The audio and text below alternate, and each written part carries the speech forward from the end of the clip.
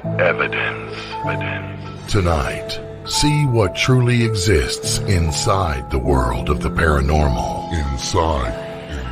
Join the discussion and review some of the best paranormal evidence captures from a wide variety of experienced and up-and-coming investigators. See and hear what they capture, where they captured it, and how they captured it. Right now on Entity Voices Paranormal Evidence.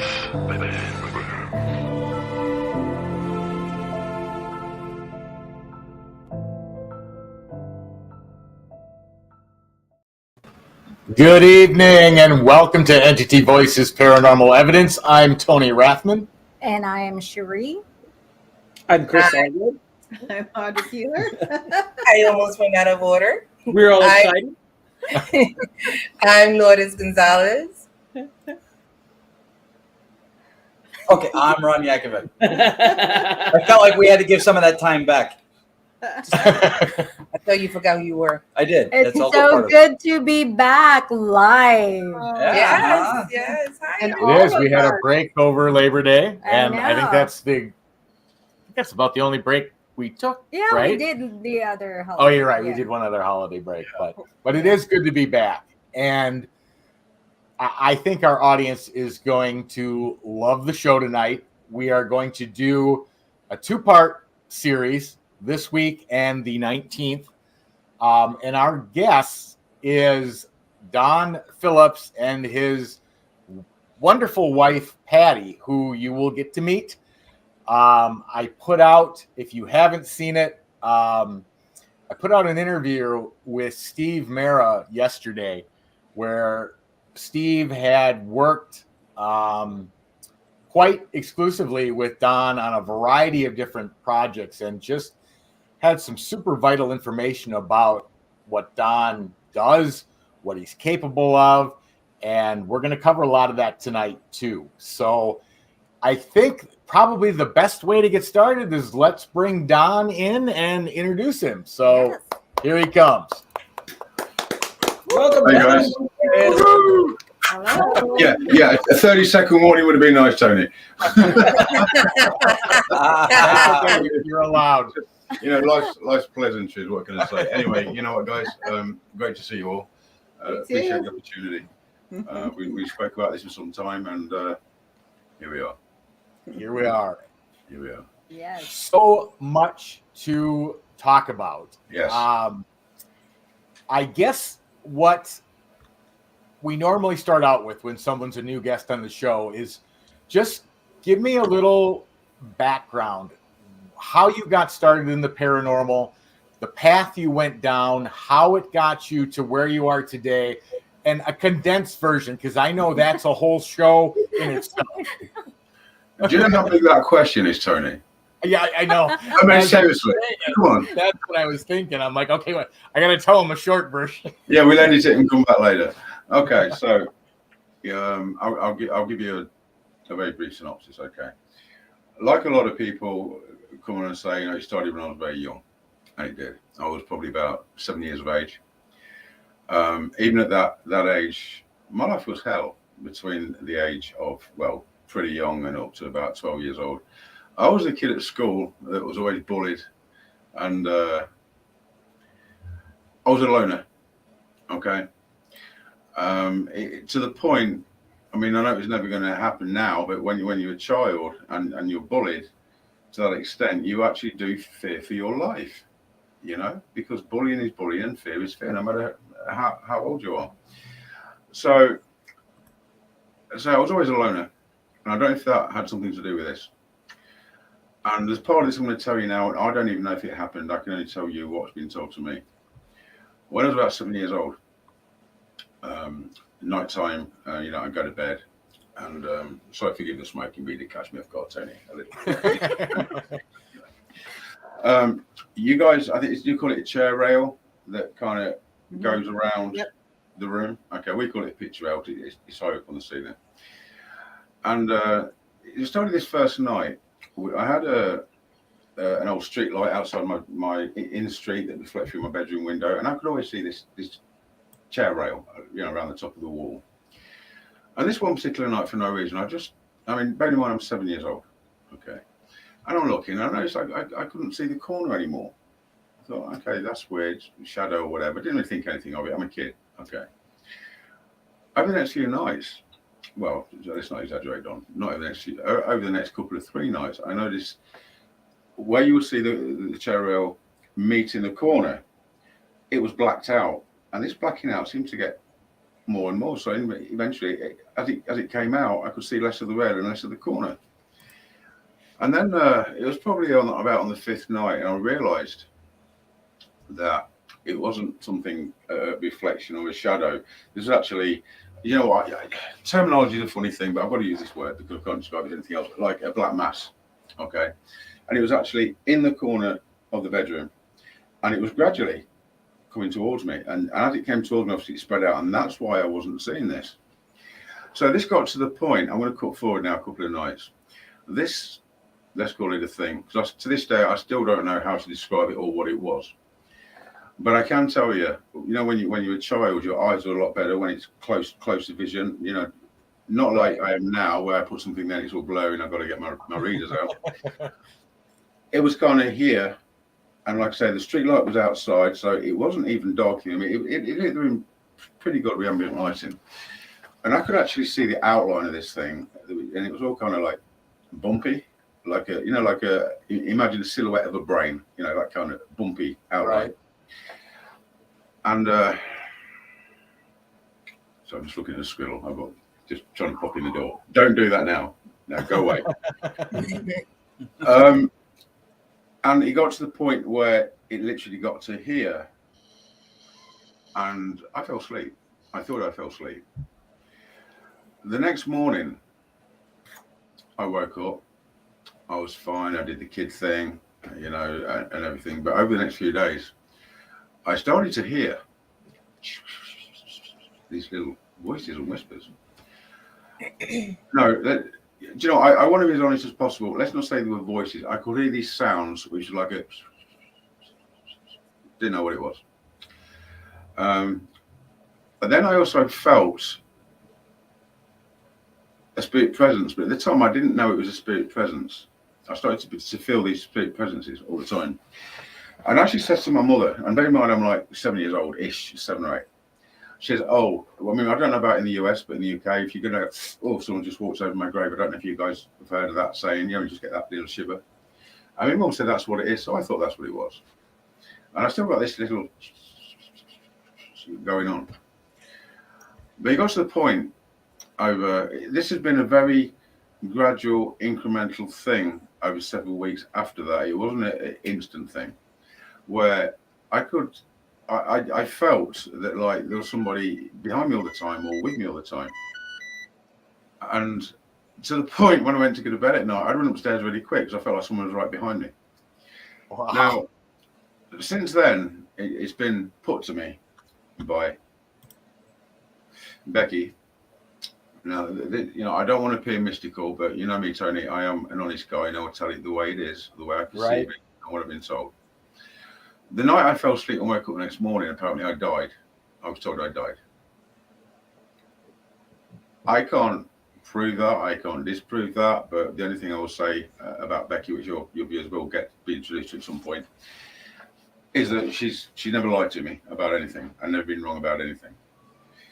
And this was years ago when I was talking to Becky, and I said, why? And she said, it had to happen.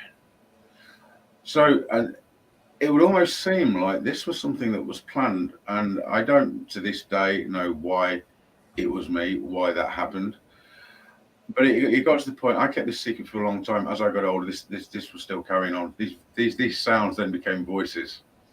To the point, I'm 16 years old and I'm at school. And I'm sitting in the exams. Everybody's sitting there in total silence doing their exams. All I can hear is the voices. And I could actually make words out. Unfortunately, they wasn't giving me the answers, which I wanted. Going to ask you that. I could have done that easily. But just backtracking a little bit, before I got to 16, which I should have mentioned before, 8, 9, grandparents started dying. I started going to the funerals. Obviously, my parents. And I'd sit in the car. We'd drive through the cemetery, whoosh, and I would get this feeling. And I kind of learned to interpret what it was. I didn't understand it at the time, but I knew it was something to do with, I won't say ghosts and spirits, because by this time I'm probably, 7, 8, 9 years old. You've not watched your paranormal shows. You've not been brainwashed. Right. You've not read the paranormal books and everything else. But this has been an incremental thing over many years for me. Many years ago, I used to watch Ghost Adventures and this and that and Barry Fitzgerald, and I thought, because I wanted to find answers for me, what is going on? Because by this time I'm much older. There's something going on here, and I don't know what it is. I literally don't know what it is. Do I believe in ghosts? Do I believe in spirits? There's something going on. I need to find answers. So I started JSI. Well, actually, it was a long time before that, but eventually I started JSI Paranormal UK.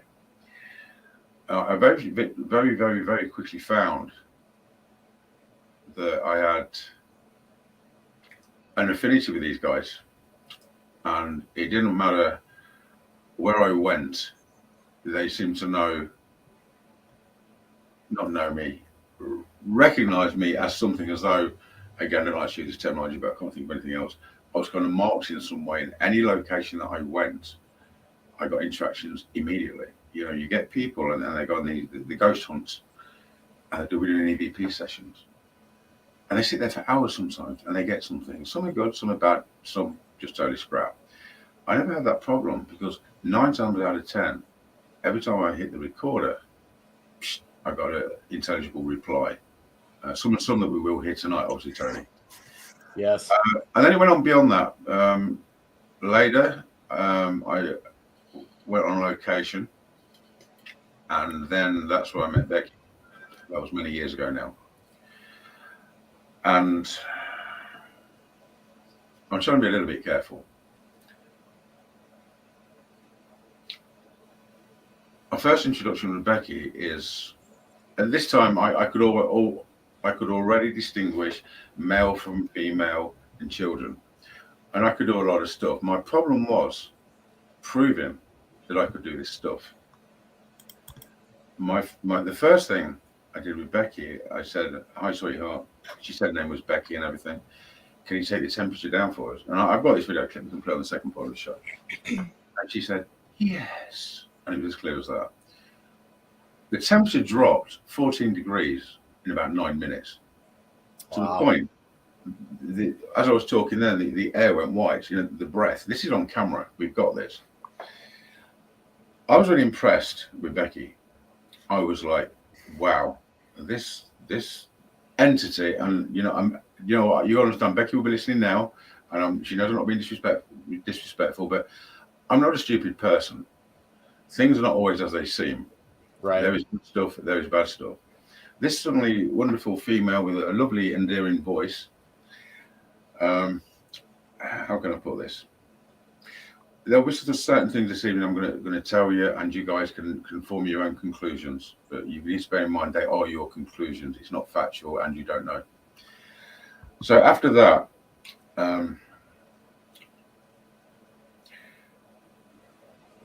it was a case I was on. It was several nights later.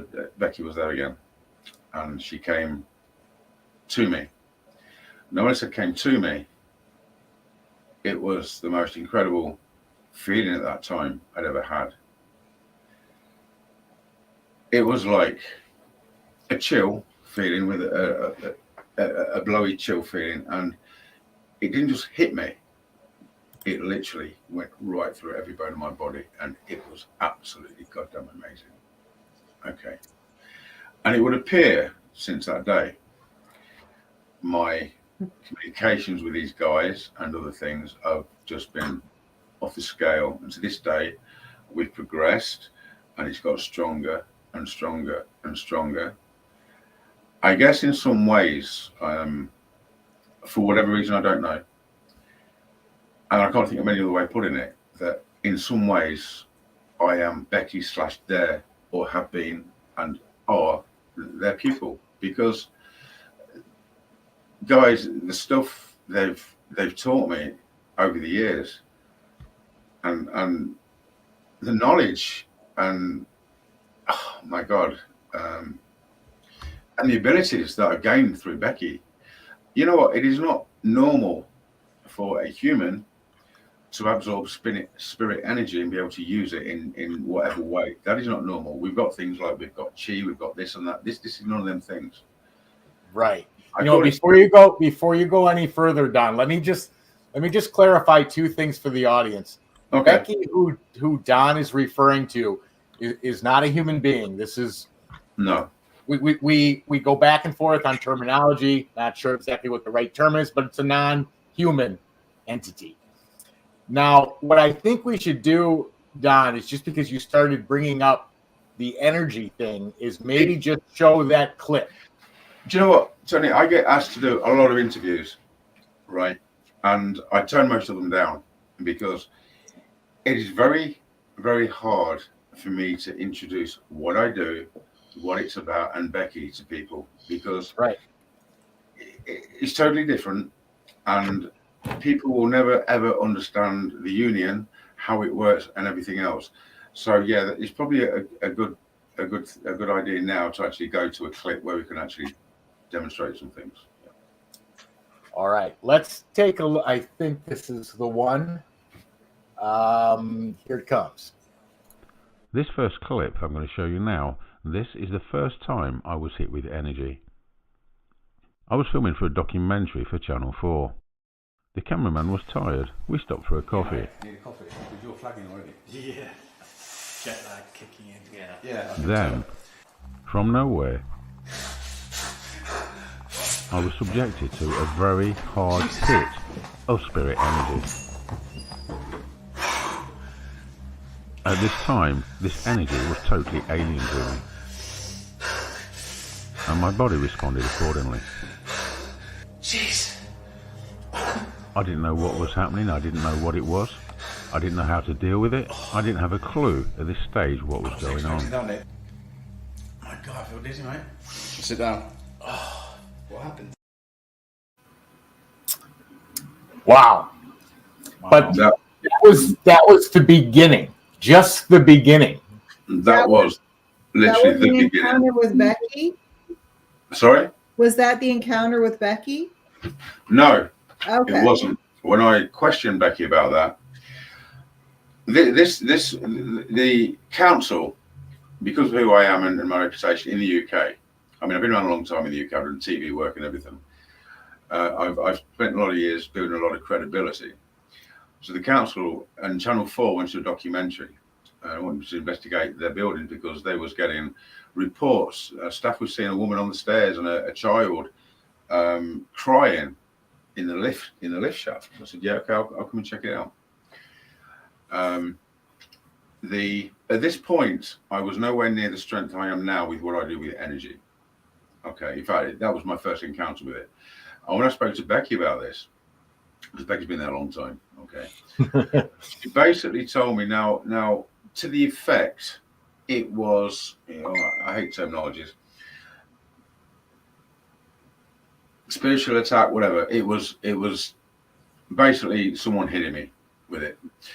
Now, this energy is not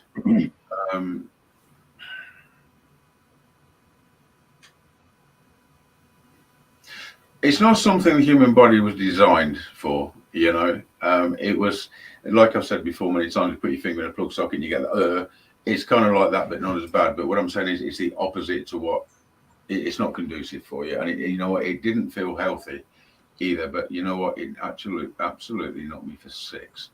It was afterwards I questioned Becky about this, and she told me that something or whatever had done this to me.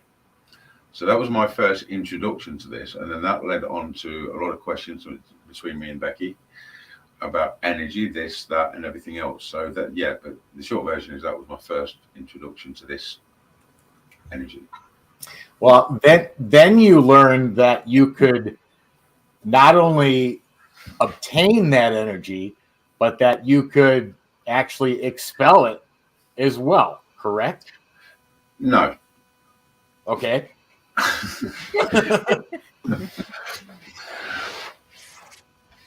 Becky, this is really difficult for me to tell you because I don't pretend to know everything and how everything works. Right. So obviously, bear with me and just cut me a bit of slack here. So I'm just doing my best to kind of get through this.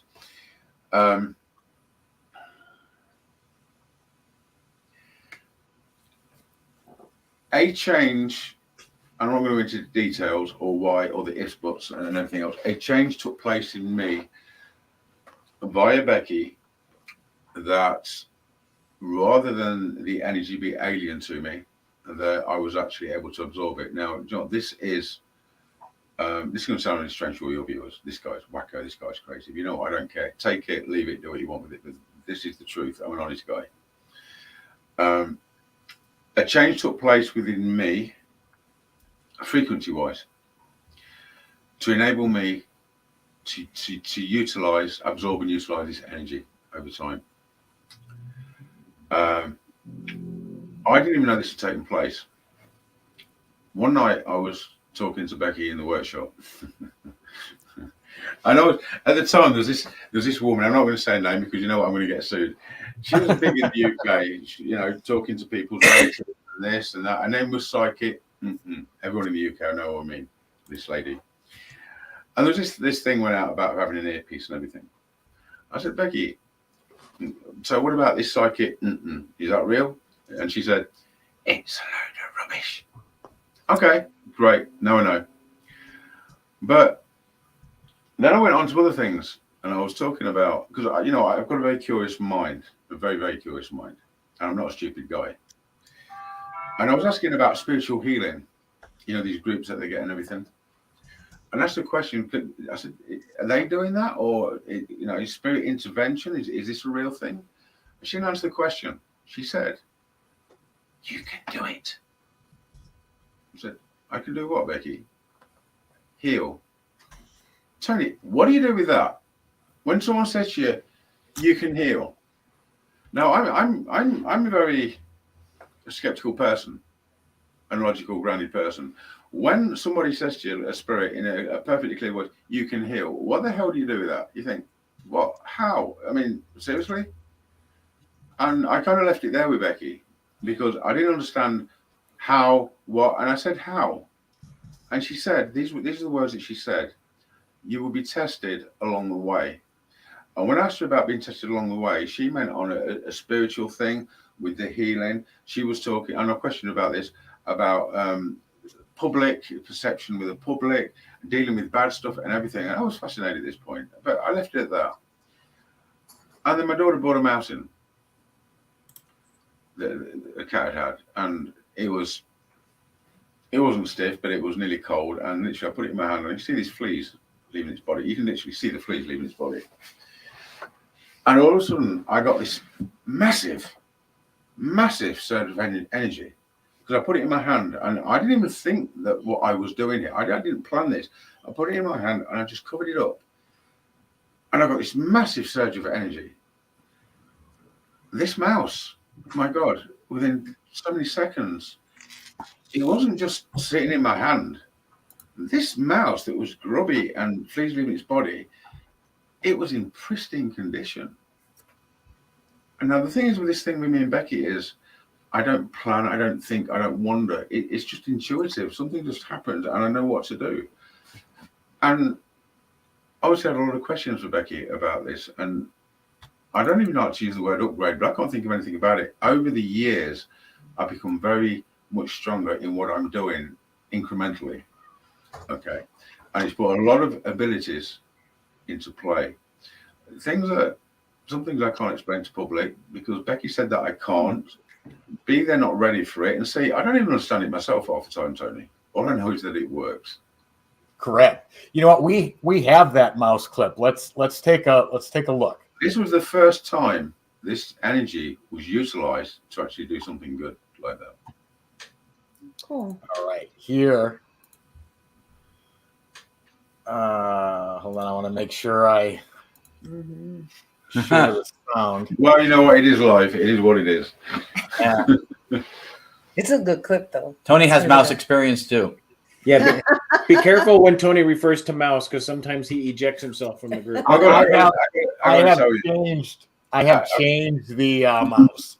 Well, I've got to say very quickly, Tony, Then I did that, and like my ex-partner at the time was like, "Wow." My daughter was like, "Oh, Daddo's," you know. And it was a few days later. She bought another. She said, "Oh, Daddo's, we've got another mouse, and it got its head missing. The cat had it." I said, "Sweetheart." All right. With that one. Here is that clip. Share audio. On this afternoon, my daughter came in with a mouse which had been promptly retrieved from the cat. The mouse was very cool. The fleas had begun to leave its body. I put it into my hand.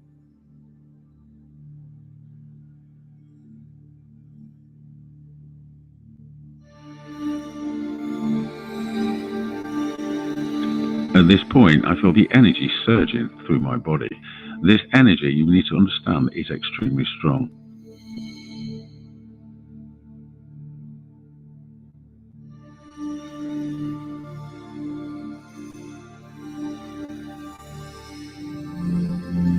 Now, being aware of being able to project the energy, and the fact that Becky told me I could heal. This was the first time I tried to affect an animal.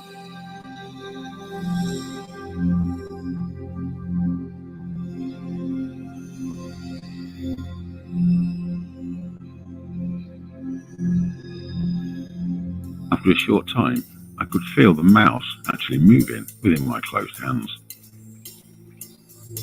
And I knew people wouldn't understand.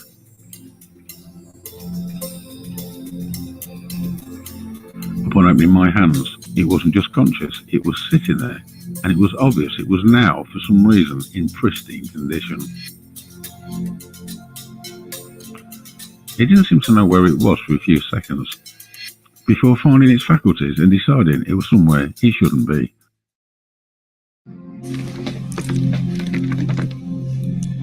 That's 3 out of 3. Hello down there today.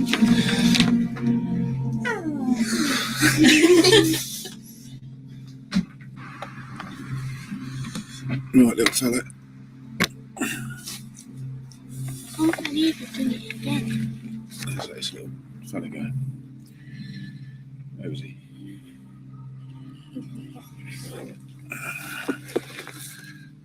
Here we go. Let's just tip him in.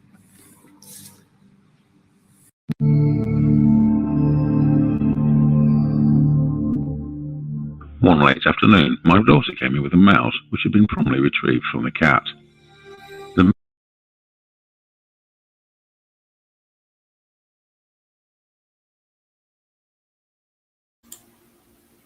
Sorry about that. It replayed on me and didn't give me my my voice back. But Hey, Tony, you know what? It's a live show. I mean, these things happen, you know, to the best of us. They do. That was really something, and I was shocked. Now, the reason there's no audio in there is because the energy was so strong that I'm like, and I start puffing and panting and everything else. That's why it's a voiceover clip rather than actually the audio from there on the first part. But you can clearly see from what it was to where it went. Now, you know what, there's an argument, it could have been unconscious and this and everything. I mean, you always get this. It was one of the things like you've got to be there to actually see how close to death this mouse, too much wine on, this mouse actually was. You know, that was amazing. Yeah, it was. Obviously, from there we progressed to bigger and greater things. And obviously, I had lots of questions for Becky after that. You know, because I didn't think I'm going to heal this mouse. I didn't think that at any point. When Emma brought it in, my daughter, I put it in my hands, and that was it. This surge of energy, guys.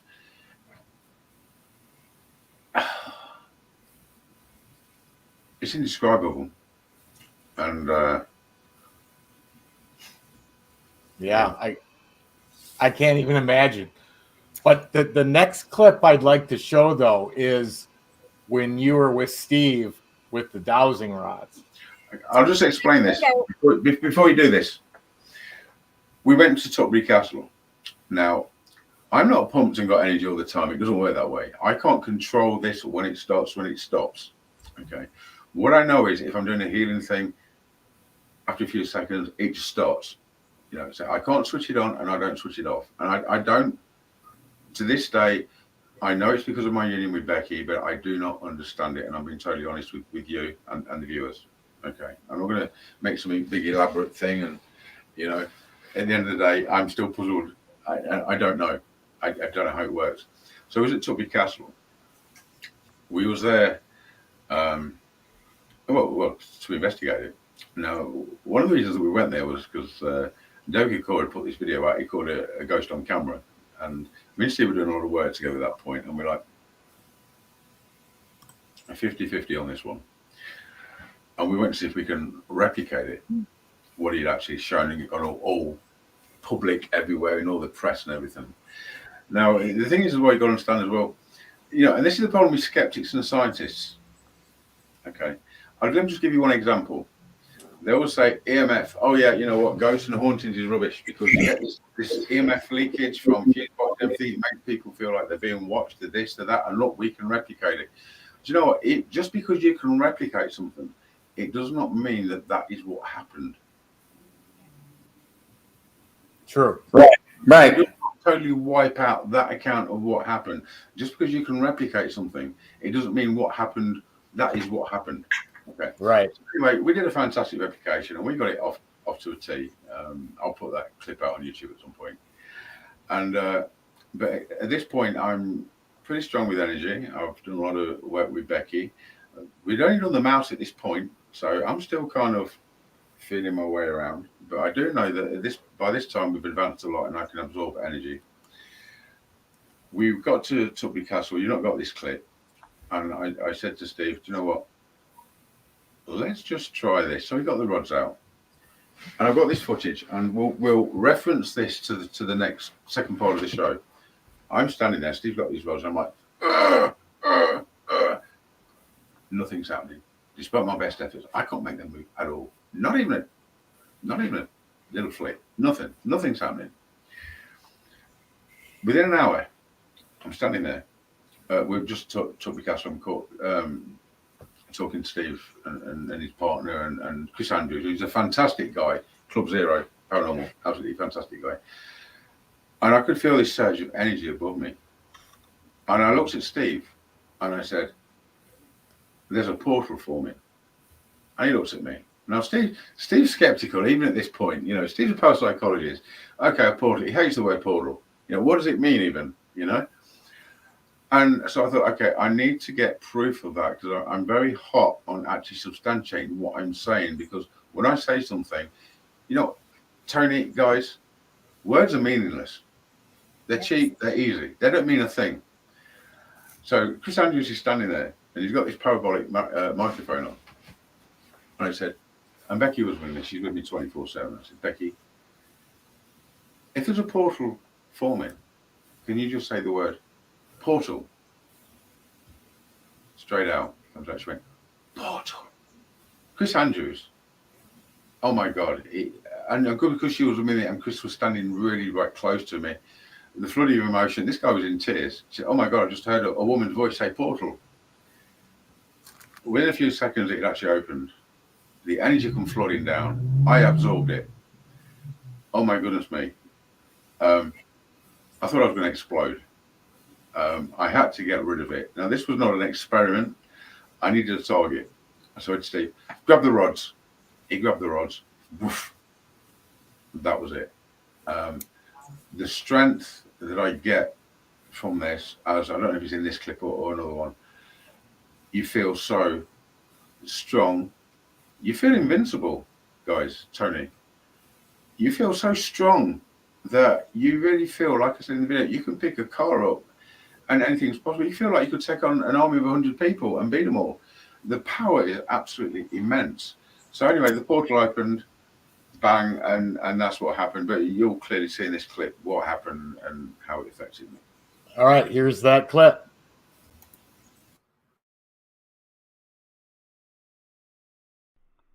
As in this next clip, then I discovered I could use this energy to direct this energy for the purpose intended. He told me I could heal with this energy. I didn't doubt that this was possible if Becky said that it's possible. As time went on, the energies got stronger and stronger and stronger. and I was absorbing these energies more and more and more. It soon came to a point when I felt I needed this feeling, I needed this energy to feel normal. One demonstration of this energy was to take place at Tutby Castle and location with Steve Merrer. By this time, we already knew that I could expel energy. In this clip, you'll notice I tried to move the rods and absolutely nothing happened. This is because as I absorb the energy, it only lasts a certain length of time. It's a little bit like a battery. The energy's got to be there in the first place in order to absorb it, and when I use it, it depletes very, very quickly until the next hit comes along. Shortly thereafter, the portal opened, and again I absorbed the energy.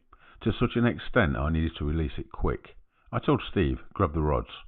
It was too much energy all at once. I needed to get rid of it. I'm being endowed with this energy, I feel extremely strong. That's what's happening now in this clip. I'm just fucking so pumped. I felt I could lift a car up.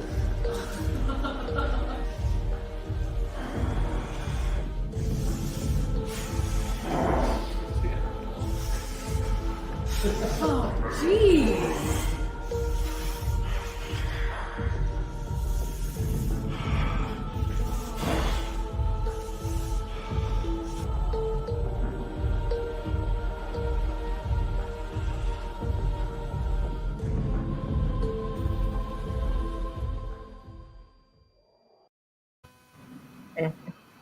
Wow. That was quite a face.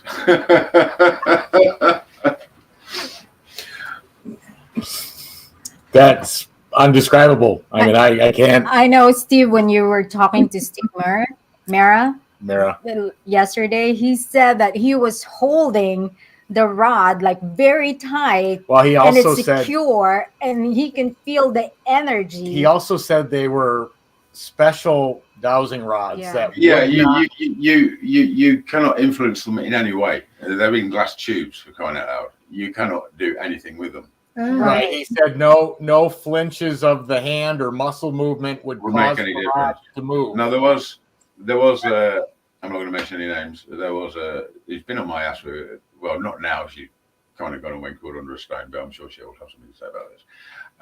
On my ass for a while, a skeptic and everything. Oh, you know, this, that, and everything else. And so I put the challenge. I said, okay, do you know what? If you want to denounce something, that's fine. Just repeat it. No. Well, Steve also said that he expected when he met Don to be gone within less than an hour. Well, I know. Steve was there with him for over 12 hours. I was frustrated, Tony. I was frustrated. I mean, the first guy I contacted was Brian Allen, who at the time was the editor for Paranormal magazine. Brian was a great guy, and he was kind of like, yeah, okay, because you know what, these guys hear these stories from people making claims all the time. I mean, you know, within the paranormal field, everybody's making claims, and they're just stories. So he said, "Can you prove it?" I said, "Well, I've seen some clips," and then he was intrigued. Then obviously Steve, I met Steve at a convention thing. I was introduced to him actually through Brian Allen, and it was a couple of years later. You know, I'm trying to make people realize the possibilities of things. Yeah, there's a lot of people that make claims and they fall foul when it comes to testing, etc., etc. And you know what? Self-belief is a wonderful thing, but it's also an Achilles heel for a lot of people. Steve has been great. Steve was a skeptic, and you know, I contacted Steve, and he literally put the phone down on me twice. He said, "Yeah, you don't want me." You know? He said to his partner, he says, "Oh." He came out, he met me and my ex-partner at the time. He said, "Oh, Don's a really nice guy. These are nice people, and you know, I don't really want to do this now because I'm going to destroy him." Steve actually thought he would debunk everything within an hour based on his down to 35, 40 years or whatever. But I was persistent because you know what? I thought, God damn it. You know what? All I hear is there's no scientific proof. There's this, that, and I'm here. Becky's here. We can repeat this. So I pestered Steve to the point I almost annoyed him. And in the end, he went, "Okay, Don, I'm going to come down. But you know what? Anything I find iffy, I'm putting it straight out there. It will destroy you." I said, "John, Steve, that is what I want." And he paused on the phone and he went, "Oh, really? Yeah, just come down, Steve. Tell it as you find it. That's all I'm asking." And he did. He thought he was going to be away in an hour. It's like 10 hours or plus whatever later. Yeah, 12, he said. But Steve wouldn't mind me telling you this, but like Steve's seen a lot of people over a lot of years. And you know what? A lot of people are pissed off with Steve because he does put it out, you know, and say, well, you know, no, this was no. Do you know what? Steve wouldn't mind me saying, him and his partner, they didn't know where they were. They were like, what the hell is going on? You know, this can't be, you know, even to the point that I was using my recorders and Steve went, yeah, okay, yeah, put them away, use mine. Okay. He said, I've had this recorder for years, I've never got a goddamn thing on it. And he gave me this recorder. And I said a thing to Becky and she replied, and Steve was like, oh my God, because apparently, I mean, Steve said this is my recorder, it's tested and everything. And we did a lot of experiments. This actually particular location happens to be the most residential haunted location I have ever visited in all these years. And this is the place where I actually indeed did meet Becky. Where me and Becky came, you know, kind of. Well, I have a question for you. Okay. So when you get these blasts of energy, I guess I'll call it, do you ever see anything visually? Oh, someday someone was going to ask that, wasn't they? You know. Okay, so excuse me for my professionalism. You know, I've had a very, very busy day. A little more. This is actually pretty good stuff. I won't show you the label, but it's pretty good. It's full-bodied red. Okay, so as part of the progression in what I've been doing with Becky over time, and no, the answer to your question is that is absolutely not until over the last 3 years. I'm back. You're back. Somebody's back, guys. What do you want me to do about it? It's Batty. I just wanted to tell you I was back. Do you want to come in and say hello to everybody? Yeah, let me put the dog Do you want to totally interrupt this show and just put the dog in? put the dog in? Okay. This would be Patty, my absolutely adoring wife. Before she comes in and Forward to have her join. Okay, where was I? Guys? Just remind me. No visual to the energy. Until 3 years ago. That's right. I said to Steve, I mean, me and Steve have been in contact a lot, and I said, you know, Steve, I don't know what's going on. I'm driving, and it lasts like 2 or 3 seconds, and I'm getting these visuals, and I don't mean like in your mind. Well, it is in your mind, but it's like literally looking at a TV. It is there in its entirety, and it lasts 2 or 3 seconds, and it's not common, it's not regular, it's periodic, and it could be something bizarre. Like I'm driving down the road, down the highway, and I suddenly get 3 seconds of this man and woman just talking in the kitchen, which, what does that even mean? Okay, hold the front page, guys. What? I can't open these doors. Yeah, you can. You see, there you go. That's a heavy door, huh? No, it's just knackered, to be honest. Okay, so let me put your chair over. Guys. Hello, Patty. Hi, This is my wife, Patty. We got married, what, how long ago? February 19th. Was it? Don't put that there. Say that. That's unprofessional. No, just, what are you doing even? So anyway, this is Patty. Patty, the guys. Hi, guys. Hello. Hey, Chris, can you do me a favor? Can you pop that question up that you just showed? Because I think that's... That one? Yes. What does that say? There's a way to physically prove healing energies. It's done by freezing water and looking at the difference in the ice crystal formation. Yeah, you know, that is actually true. Before I get back onto that, what was I just saying before we was interrupted by this woman?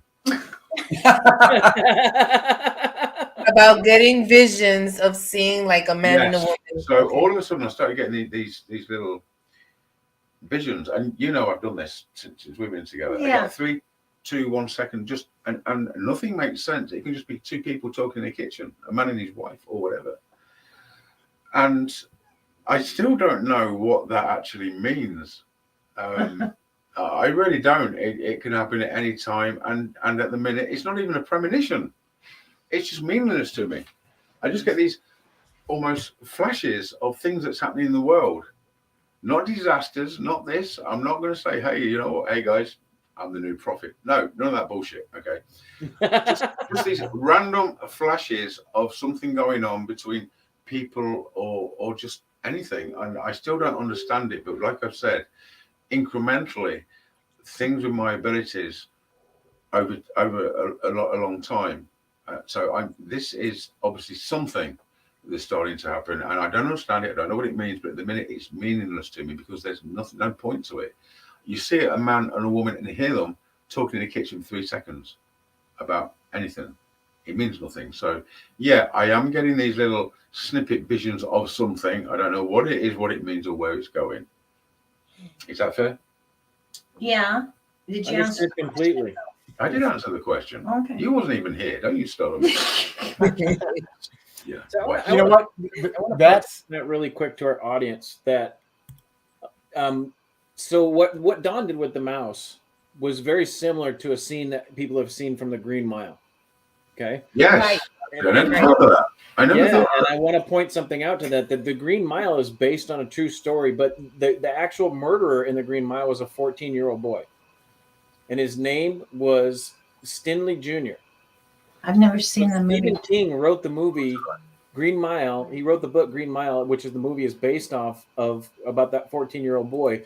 But he cross-referenced a reference to a gentleman that could actually do what Don does. So what Don does, everybody's like, wow, that's fantastic. Is it real?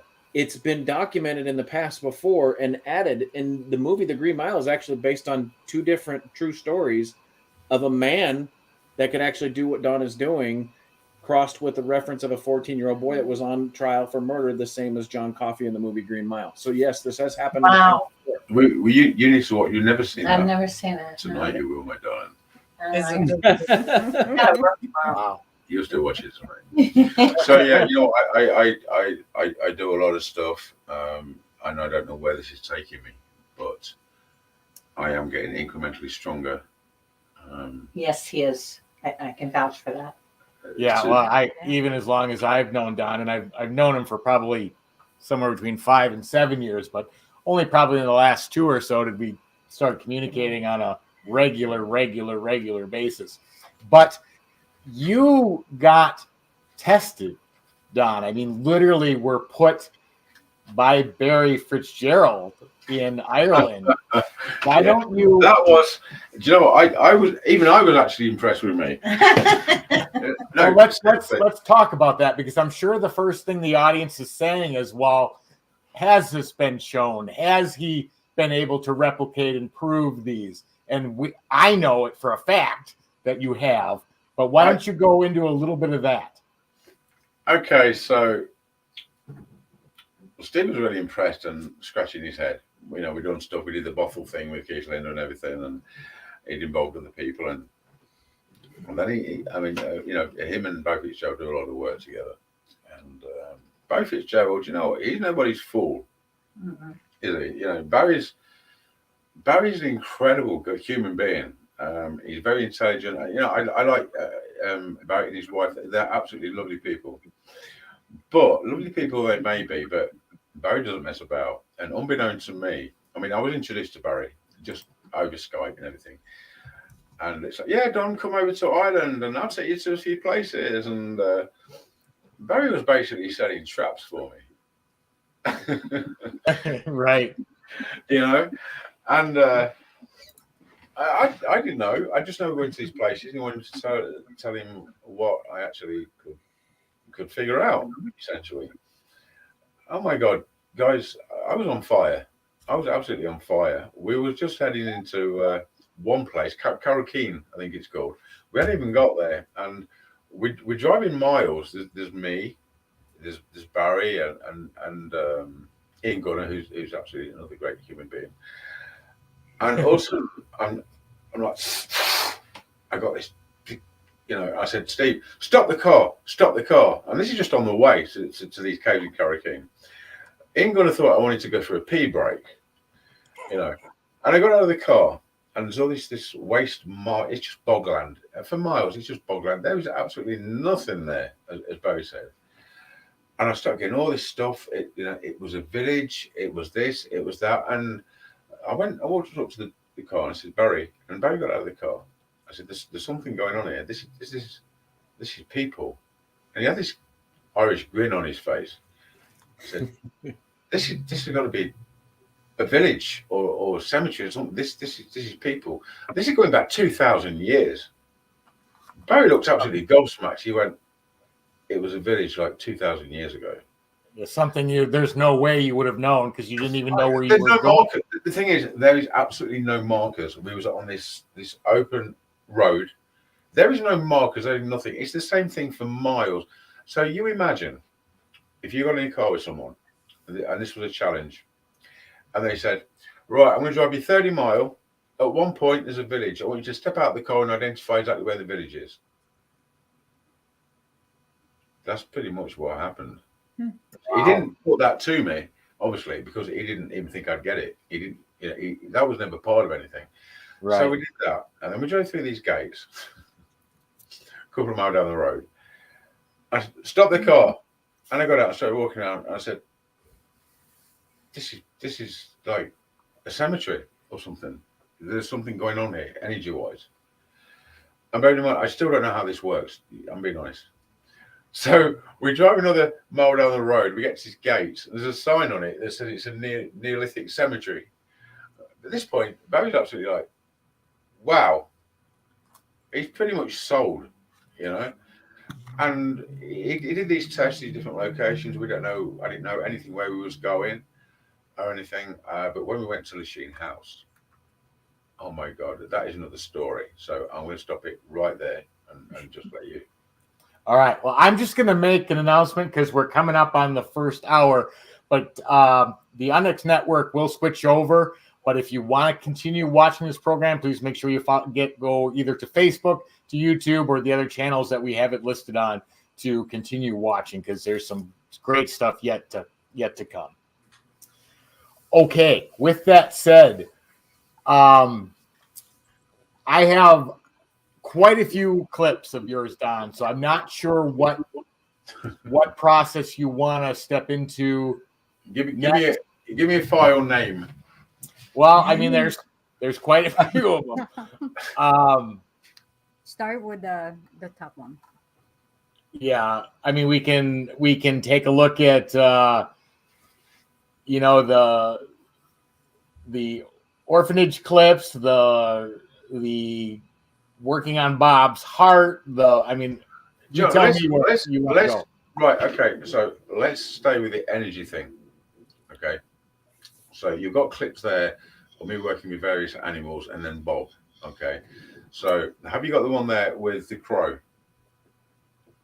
The crow is on there, yeah. Yep. Okay. So we've gone from the mouse with whatever in between. So if we cut to the crow, because obviously this is bigger than a mouse. All right. And here. Then what? We'll figure it out as we go along. We're just making this shit up as we go along. Uh-huh. All right. Here's that clip.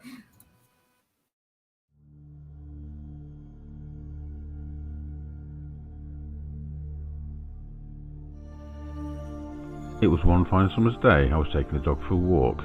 She disappeared over the field and started barking.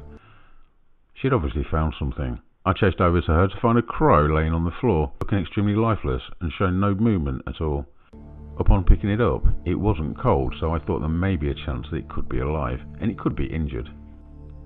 I decided to try the same energy to see if I could help the crow, and this is what happened.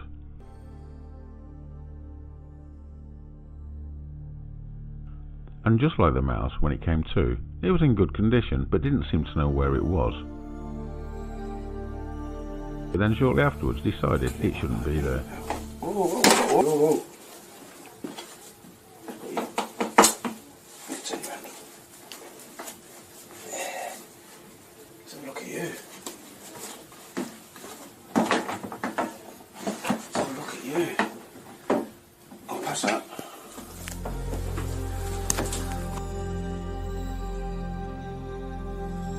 This was quite a moment. Obviously a crow is a lot bigger than a mouse.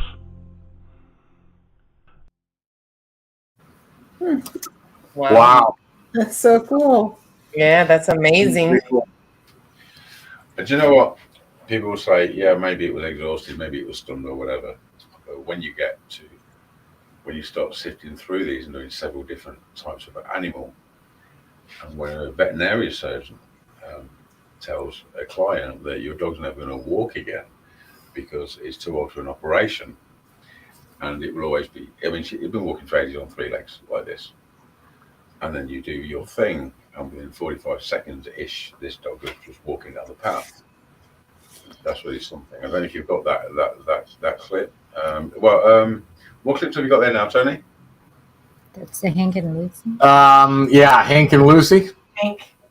Oh, Hank and Lucy's a nice one to play. Hank is an amazing guy. This was during Hank's dog had a seizure. A stroke. A stroke. We went over to we were shooting at the documentary at the Brookdale Lodge, and I'm not going to swear.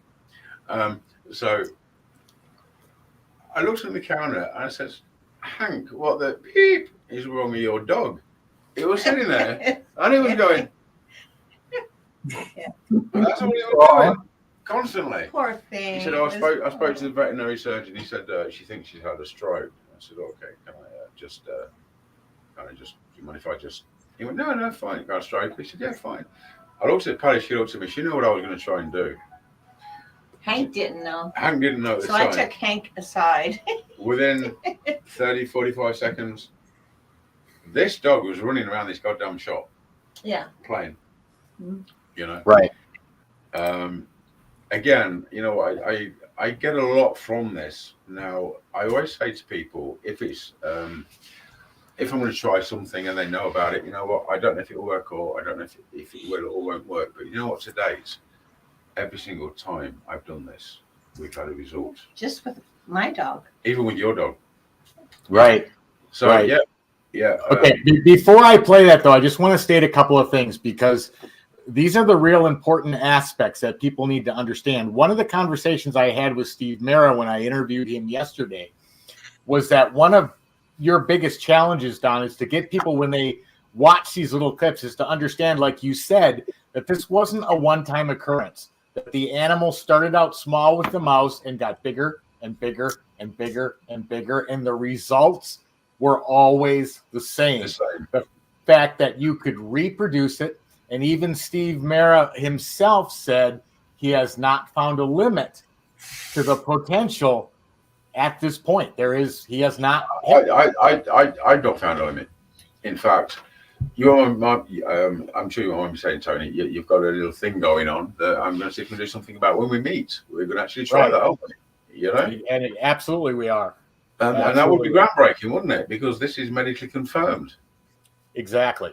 I mean, if you can go, and I know we haven't played Bob's heart clip yet, but you know. Oh, that was incredible. Yeah, that was me. But anyway, let me play Hank and Lucy. Here it comes. Okay. Hi, my name is Hank, and this is Lucy. Lucy has been with me now for many years. She's 13 years old, approximately.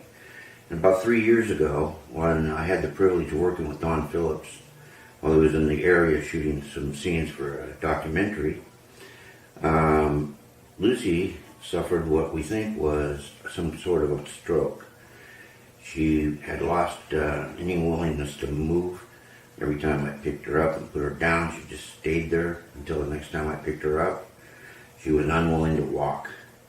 All she could do was bob her head continuously, up and down, left and right, like that. And I was very concerned, of course. Don saw her when I was at the set, and he asked if he could hold her. And I said, of course. And so he did, and he was trying to even out her heartbeat. That it seemed very erratic when he was holding her, and he was trying to give her a calming effect so that she could get her heart back in sync. And he held her for, I don't know, maybe 5 to 10 minutes. And I have to say, it had a profound effect on Lucy. She's had remarkable improvement, and to this day, which is almost 3 years now, she hasn't had any other issues. So I want to say thank you, Don, and please keep up the good work. Oh, Lucy. Yeah, she says thank you. That's amazing. That's amazing. That's great. That's beautiful. It is beautiful. You know, I feel very privileged to be who I am and what I can do. You know, I mean, it's just that noise you can hear in the background now. That would be the taco van going by. Not the taco van. It's the ice cream man. Ice cream man. Anyway, you said tacos, and I was saying, yeah, not that guy. Yeah. Imagine the journey that I've been on with Becky and the guys, and the abilities that I've attained through knowledge and through teaching, and you just automatically, when you first did this, you didn't know what you were doing. You just automatically. It's intuitive. Intuitive, yeah. Yeah, but it's an amazing place to be. And it makes you feel like it's a life worth living when you can actually. And it's an amazing place to be for me to watch that. I'm sure, Patty. That's I feel very blessed. Yeah. Yeah. You did okay. I think I did. I did pretty good too. Yeah. You know what? The amazing part for me is that even with everything that we've shown so far, and I will not overstep my boundaries, and Don, I'll let you, as we continue on, take it to whatever level you want, but that's only the tip of the iceberg. Yeah. Of what you have learned, of what the relationship between you and Becky has brought forth and allowed you. So it's, to me, that's just, I'm watching this just as amazed as everybody else, but having known you and had weekly conversations or daily conversations. Yeah, I know. No, there's so much more to it. And that, to me, just, that would take a lifetime of shows to get people to understand. So when speaking with Steve, he was saying, I understand his frustration because there's just, it's overwhelming to explain not even the smallest details, but the whole big picture. And, the intricacies of how things work is just beyond capability of most people to understand. Yeah. Tony, imagine you're me and you're trying to put this out to people. It's frustrating. Do you know what? In the UK for many years, I was challenging scientists. I was saying, guys, do you know what? Come and see me. Come and disprove me. Right. Put a goddamn helmet on my head. See what's going on in my brain when this is going on. Put sensors on my body. See what's happening when I'm getting a blast with this energy. It's energy. I don't know exactly what energy it is, but it's measurable. In some context, it is measurable. Right. It doesn't matter what I say. It's spirit energy or whatever. That doesn't matter. At the end of the day, if I've got an energy which is achieving results and it's measurable, that means it's something. And I'll put this out there now. If there is a goddamn one single scientist on this entire planet that actually wants to take this a stage further, put a goddamn help, probe me up, fine. Do you know what? I'm totally down for that. Right. Because this is what we need. The paranormal is, the subject of paranormal is so screwed right now. Yeah. Because you've got paranormal researchers, investigators. No. In the full concept of things, you've got paranormal investigators and paranormal researchers. They're two totally different things. Scientists to just let's just do this. I can get any answer from Becky on any question. And do you know what? You've got people at CERN trying to sort shit out and trying to do this and trying to understand that. It's as simple as this. I can ask Becky a question and tell them what they need to know. Right. Powerful that is. You know how much money we'd save? But let's talk about that for a second, Don. Before you let's tell the story about when you had Steve on the phone and he tell that story, because I don't have any clip for that. But tell them. Okay, we was doing some filming a Phenomenal project, and I speak to Steve on a daily basis. Steve says, "Oh, can Becky remote view?" What do you mean? Well, can she remote view? I said, well, she can tell me what's going on. Yeah. He said, Oh, I said, well, do you want to do a little experiment? And he said, what do you mean? I said, do you know what, Steve? Where are you now? He says, I'm in my bedroom. Fine. Get something from your drawer, sit on the end of your bed and hold it in your hand. And I'll ask Becky what you're holding. He went, really? I went, yeah. You know, I mean, the thing is, Tony, I'm that kind of person, like win, lose or draw, you only learn by pushing the boundaries. Right. And if it didn't work that day, we could try it another day. It doesn't matter. You know, it doesn't matter. You know, the point is, you're going to try it because that's how we learn. And you know what? The thing is about failure, I spoke to you about this earlier, you know, failure is an integral part of success because through failures, we learn to succeed. Throughout time in history, that is how we've come out with medicines and everything. That is literally how it happens. Fortunately, with my union with Becky, we've actually never actually failed on anything yet, which is, I know is quite a big one. So I said, okay. So he said, oh, okay.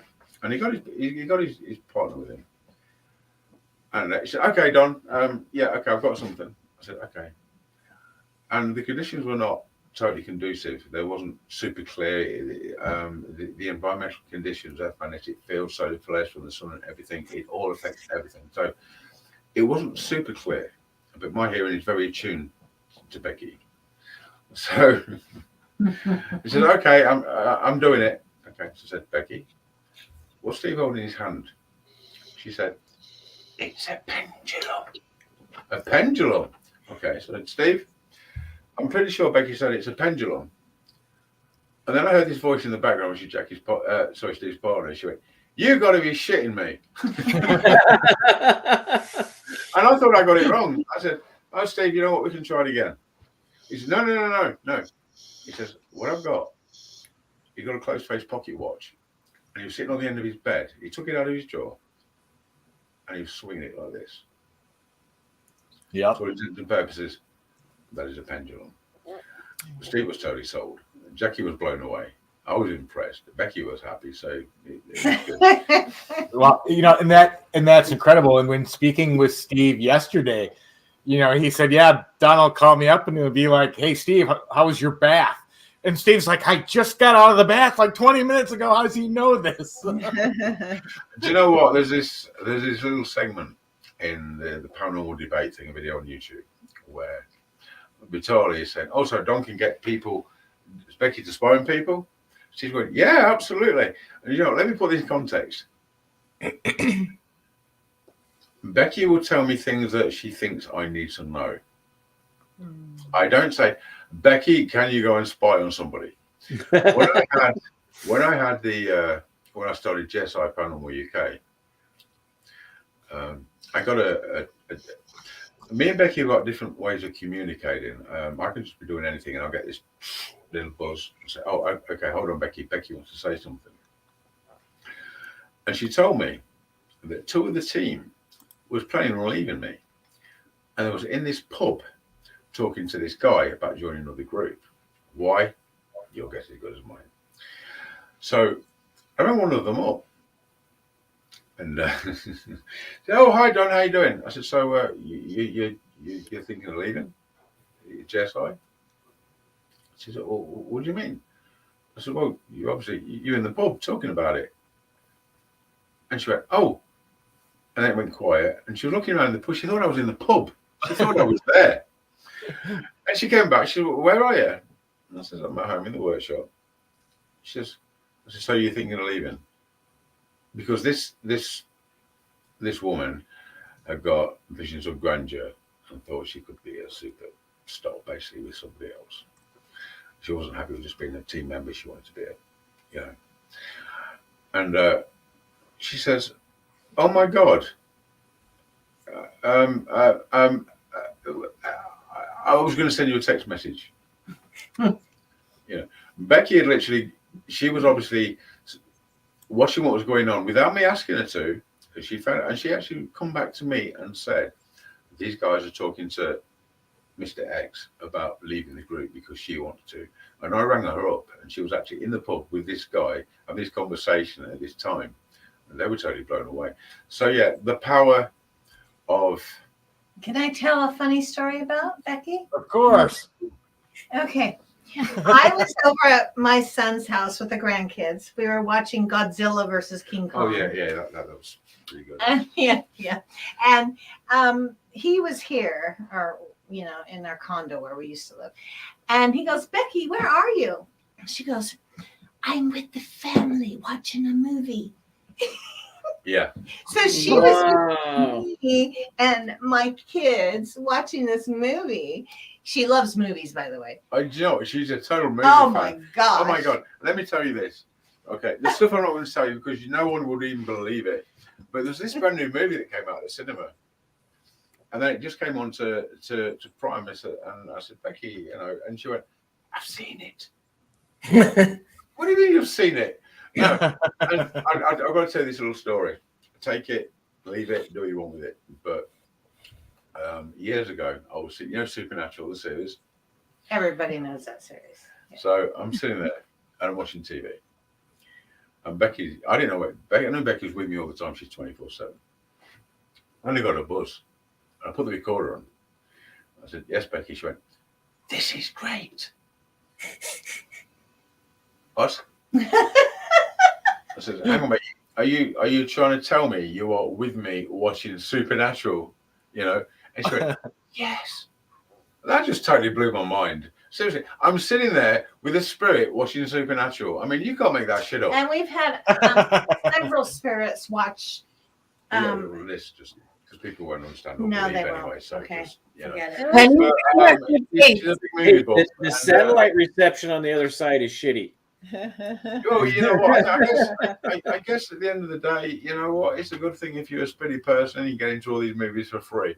But I know. Can you imagine in the back of the theater? I was blown away. I said, Becky, are you trying to tell me you're sitting here watching Supernatural? Yes. Absolutely amazing. It's a good show. She has good taste. It is totally cool. And I tell you what, because of my knowledge of things, I will tell you that the amount of research that they actually did in producing that show, is incredible. It is. It's actually based in. Yes. Well, that's why it makes it so good. That's why the show is so good. Even the symbolisms, and everything. It's a shame it finished, guys, because that was to me the greatest show on the planet, and I totally love that. I mean, everybody loved that show. But I actually said to Paddy, getting off topic a little, I said, you know what? I think I'm going to watch Supernatural, and we'll watch it from 1 all the way through. Well, I did that. I watched 1.5 seasons. Yeah, you cheated without me. Yeah. So anyway, carry on. Sorry, Tony. That's okay. So I have 2 questions before. Actually, you might have one too. No, but, you go ahead. So my first question is for Patty. When you first met Don and realized everything that he could do, how did you adjust to that in the beginning? I mean, what was that like? Okay.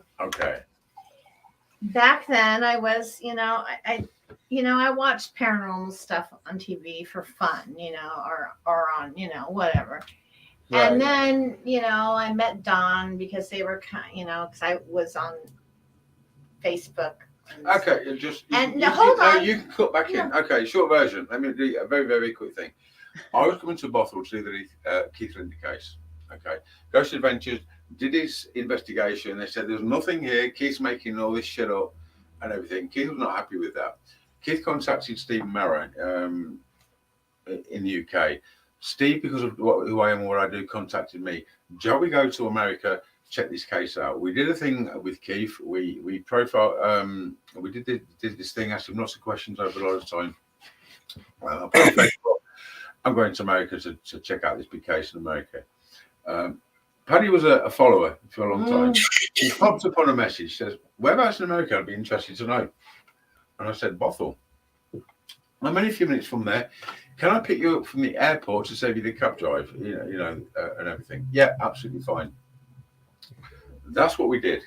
You picked me up, dropped me off at Keith's, and everything. And I was just going to go back home after I dropped him off. And he's like, no, come in. No, come in. And she's still here. Yeah.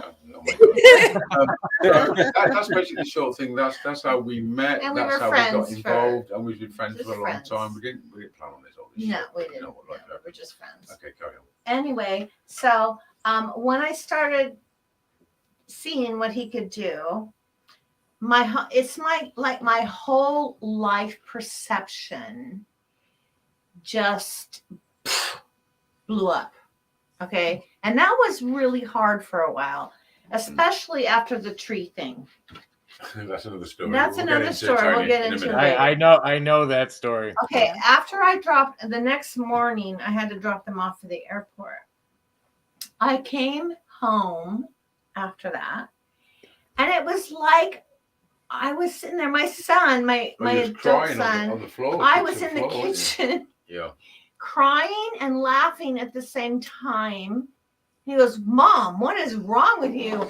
I said, "I don't know if I was in a movie or if I mean, my brain, it took so long to digest what I had just seen." Right. And I know that what you saw was not your street level paranormal 0 stuff. to This 100. was right. And I had to really digest it. And then I got to know, we went to do our investigations in California and stuff. And so, I got to know what he was about and I wasn't scared. I was just, wow, whoa, Patty's first introduction to me was at Keys when I was talking to the guys. I was getting a lot of evidence and everything. And Becky told us to go to this place. It's in a home-ish. Talk louder. Sorry? Yeah, talk a little louder. A little louder. Okay. We ended up at this tree. It was an ancient American burial ground. It's very small, very small town. We went to meet this Native American descendant apparently, and she was going to just talk to us about stuff. And during in the cafeteria. Now this was weird because I never met this woman. I didn't know her. She didn't know me. And I was going to the bathroom. At the same time, she started to walk through the door, just the entry. She looked at me. Well, I just glanced at her. I'm just going to the bathroom. I don't know this woman. She don't know me. She didn't know nothing about me whatsoever. And she went, "Becky," and she collapsed. Wow. What the shit? Seriously. I don't know this woman. She don't know me. We never met. She didn't see my picture, my profiles, or nothing. Me and Steve were just going for a chat with her. And wow. I'm like, how does she know about Becky? There was nothing on social media. We'd had no contact whatsoever. And it's next to well, this is the thing. So then it's like a diner. After we sorted all this out, she said there's a native native burial ground next to the cafeteria. So I said, okay, well that's interesting. I'll take a little walk down there. We'll have a look. So we finished our little chat because she'd actually been involved in one of the investigations in Keys. And walked into this little cemetery, native burial ground. And I looked at Steve and I said, "Do you know what, Steve? There's nobody here." And he looked at me and he said, "What do you mean there's nobody here?" I said, "There's nothing under here at all. Nothing. Absolutely nothing." He said, "Really?" I said, "Yeah." And she overheard. Now, this is a big thing. And, native tribal traditions, burial grounds, everything. That's a huge thing. Okay. Well, I did some research on that. Hold on. And she overheard. And she said, "What did you say?" I said, "There's nobody home." She said, "What do you mean?" I said, "There's nobody under here. These are just gravestones." Yeah, tombstones. Just tombstones. She said, "Do you know what? Several years ago, there was a rumor they relocated this cemetery to this point, and there was a rumor they're just the gravestones." Well, yeah, because they put a road through it. Because they put a road through it. So she was blown away. Steve was blown away. I was quite happy. And I felt a little bit brazen in saying to somebody with such deep-seated beliefs, Native American, "You know what, guys? There's nobody under there. These are just gravestones." That's a big thing to say to somebody, and to a Native American. So anyway, we're walking out, and there's this tree to the left. And I'm like, I got this energy, this really weird feeling. She said, wow. And I didn't know it was a tree at the time. I thought it was the point I was walking over. And I said, I don't know what's going on here. So there's something weird going on here. So he said, oh, really? I said, yeah. So we got back to Keys. Anyway, it was a couple of days later and everything. Becky wanted me to go back. I didn't know why, did we? No. So we drove back, and it was, maybe 1 o'clock in the morning? It was late. It was pretty late. I walked up to this tree. These voices popped out, and they wanted me to kneel at the tree for some reason and grab the overgrowth, just hold it. It was next to a... I'm coming to that. Okay. Also, now this big surge of energy, and those voices were popping out. Kneel before us. You can levitate. These will bombard you. The temperature dropped to... It was horrible. Insidious. It was... I've never had that... The ground, normally when temperature like drops, the ground will get wet. It was so cold. It was inside out. Steve was like this with the camera. Now, when we got there, it was absolutely fine. It was crazy. And these voices were coming out from this tree area. Steve's backing off. You can levitate. Up, up, up. Steve's like 15, 20 feet away. You can hear this quite clearly. In the meantime, I went back to the car. Hold on, I'm coming to that. What, things are moving? Yeah. Okay. I'm coming to that. And You used to always tell the story. I didn't know what was happening. I was like, oh my God, what the hell is happening? Go back to the car. Anyway, I said something to Becky. She said, perfect. And then I got this, John, I mentioned earlier about these little 3, 2, 1 second flashes in my mind. Now, Steve mentioned, Tony, that there was some really bad stuff that went on. Right. This was many, many, many, many years ago. She said the 20th century. It was still many years ago. But we was talking, not child, we're talking baby sacrifice. I saw this in my mind through Becky. That was it. I didn't know what the hell was going on. I just got this surge of energy, and I just knew we had to deal with whatever we was dealing with. Now, do you know what, Tony?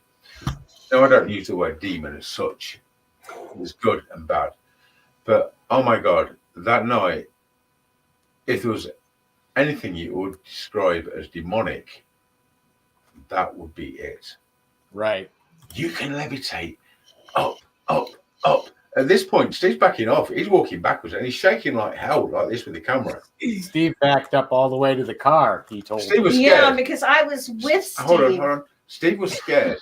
No, I'm going to get to you. But Steve was actually frightened. Now, Steve's about 6 foot tall. He's done paranormal. He's been like 40 years. This was not paranormal. This was supernatural, and this was the real deal. Right. Now, me and Becky had to deal with this there and then. So I did something that had never been seen publicly, and I had no choice. I had to do it there and then with the energy. Okay. And we resolved the situation to the point there was nothing after. There was absolutely nothing. It was gone. To all intents and purposes, it was gone. It was destroyed. It was just gone. And in the meantime, I mean, I didn't know what I was dealing with at the time, but I knew it was really strong. It was really bad. And I'd actually told Patty to stay in the car. Unbeknownst to me, Patty in the car by myself was going through a whole lot of shit. Patty.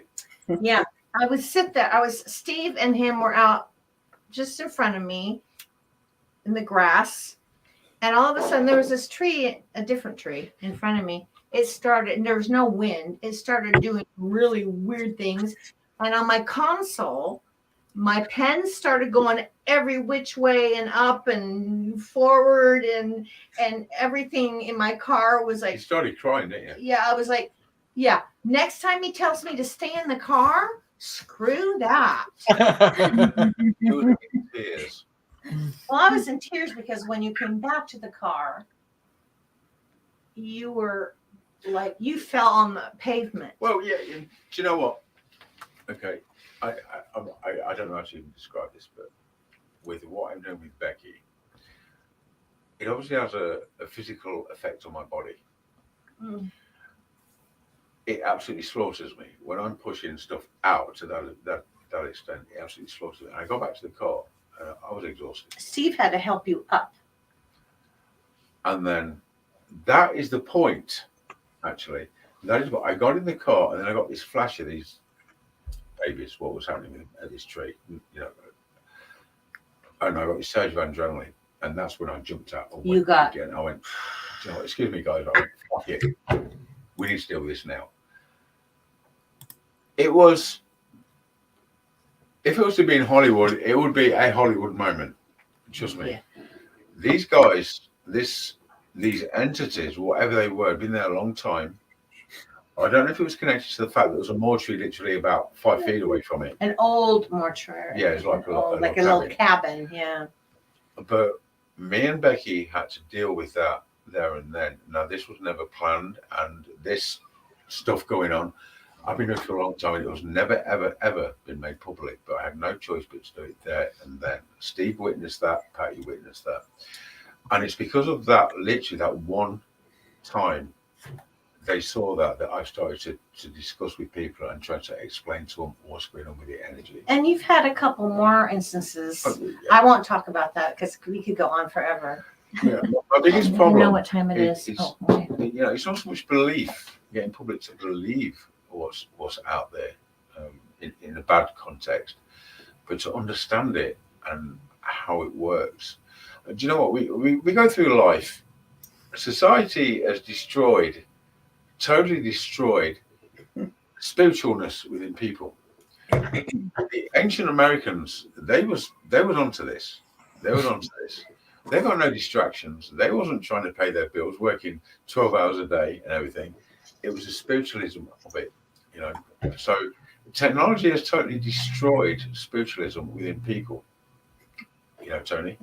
And you look in a mirror, you know, society tells you, yeah, you know what, you're a human being.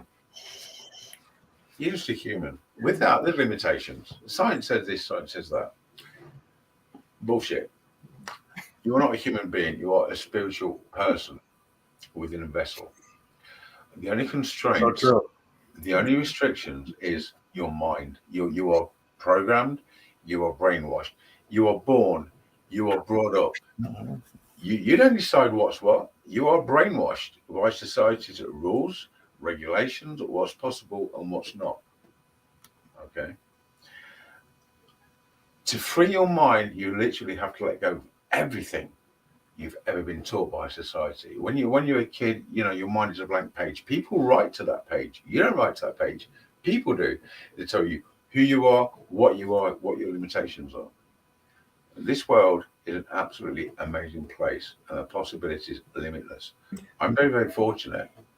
I've been able to step outside the boundaries of society, the limitations, and everything else.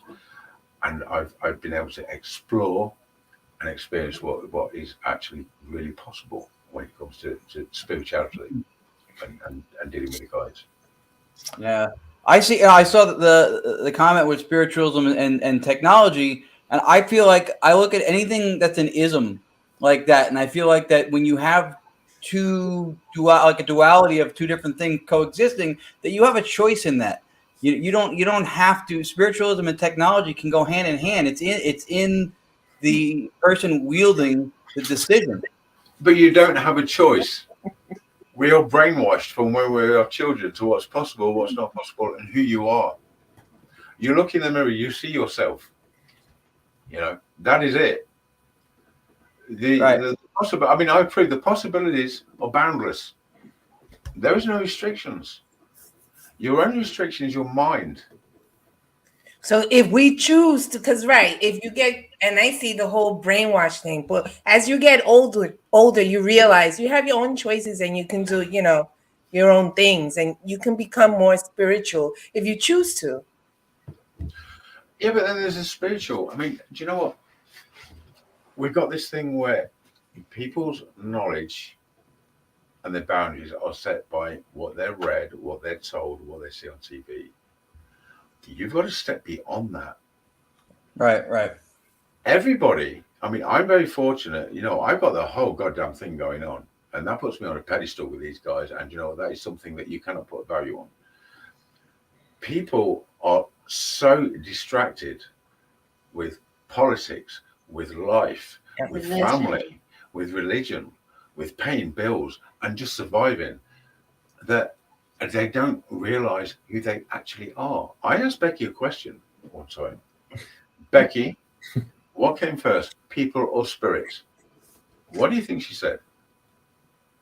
People are spirits. Spirits. Spirits, believe it or not, is our natural form. That is who we are. That makes sense. It does make sense. It makes sense. I mean, I would agree with that. And what, you know, it's just, it's true what you say. People do get brainwashed. They watch YouTube and they get someone has an opinion and they go and they. No, I'm not talking about YouTube. I'm talking about when you were born as a child. No, I know. I understand that. Your mind is a blank page. Mm-hmm. Society writes to that page. That defines who you are later in life. True. Your parents. Your parents, this, that, religion, religious beliefs, or whatever. You know what? Fine. Each to their own. Okay. Mm-hmm. I could piss a lot of people out by stating certain things that I know as fact, which is totally outside of what they believe. But I'm not going to do that right now. But what I'm saying is, I explained earlier about when I was being bullied and everything, and I actually feared for my life as a little child. I went to this place. I was like, oh, what's this? It was Sunday school. I started going to Sunday school. I did the whole church thing. I got confirmed. Wow, God, this, the whole religion thing. Yeah, you know, I'm down with that because this is the way it is, because my page was being written to. When I got older, a little older, I started asking questions. Can't do that. Questions that put people outside their comfort zone. The priest, this, that. The answer I received was this. Well, that's just what faith is. No. Right. I did the same thing. No. I was raised to be Catholic. And then it came to a point that I was like, no, I'm not doing this. No. There was too many things that I was saying. I was like, I have studied over the years many indigenous cultures, religions of everything, minds, this, that, and everything else. And the more I looked into things, raised more questions. Mm-hmm. That has brought me to the conclusion that I'm at today with whole religion things. I'm not going to go. That's a show for another day. But it is fascinating to me that people follow blindly. Now, I say follow. You know, I don't want to piss people off, but I'm saying blindly. They go to church, they listen to the preacher, they read the Bible, they take it all in. Okay, wow, this is it. No, stop. Take that right back, and I mean right back to the beginning. You're going to start questioning a whole lot, which is going to put you outside your comfort zone. Mm-hmm. I remember confronting one of the priests, and I told him, "But why do I have to confess to you?" Exactly. God to hear me. And I was like 18. Let me be quite frank on it. Anything that makes a person a better person, I've not got a problem with. Okay. What I have got a problem with, and I'm not talking about any particular religion, is belief structures, lies, and control. It's not about my truth. It's not about your truth. It's about their truth. This is a story for another day. But it's an interesting topic. Yeah, you know what? I'm looking at the time, Don, and we're ticking down. I played maybe 4 of the 30 some videos you sent me. Oh wow! Okay. I want to make. Hold on. I want to make sure that I leave tonight's show, because our time's running out, that we put it in a position that you want to pick up for part 2, because we're gonna run out of time here. Okay, yeah. Tony, play it as you see it. Just go to. And I gotta go pick up my son from high school. It was nice meeting you, Patty. Yeah, nice. Yeah, it was great to see you, Patty. Bye, Patty. Okay, go on. Okay. Disappear. I'll disappear. All right. Bye. Just bear with me a second. And for my East Coast counterparts, I'm going to play a couple more clips of Don's. I know it's late for you guys at your work, so if you need to step out, I understand. You're too busy watching Patty trying to get out. I know. All right, so the first clip I'm gonna play, and I'm gonna have to share the screen. But Don, I wanna play the Brookdale Reporter. Oh, yeah, that was pretty good. All right, so let me pull this up. I'm getting echo. Sorry. And let me share this. Okay, I'm getting echo.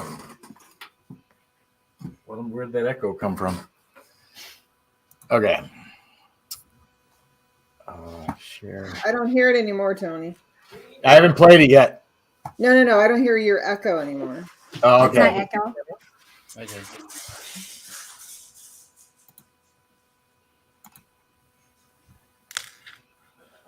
And here it comes.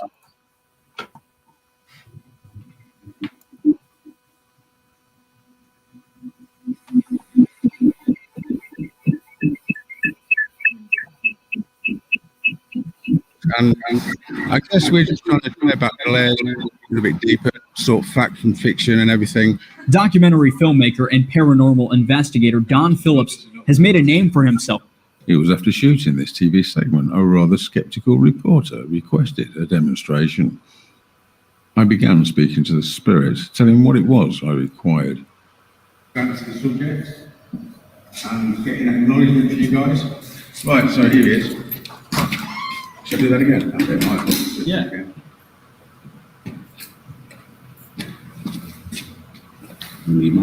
Right, so. Are you ready? Yes. Okay, so I explained about the recordings, what I said, the energy is now actually quite high.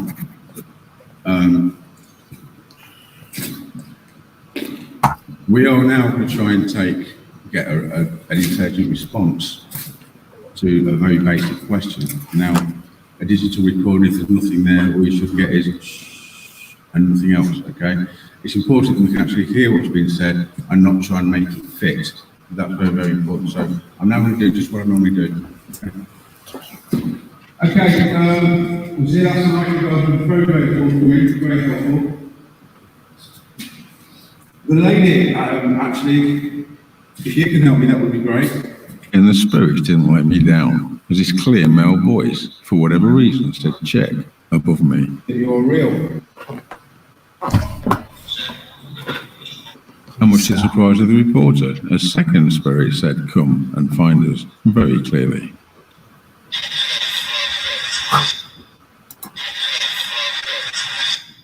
Is there anything on there, should there?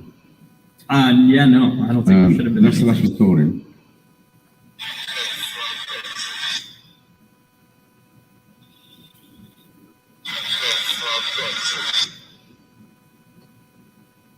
It's got something to say. Play it again.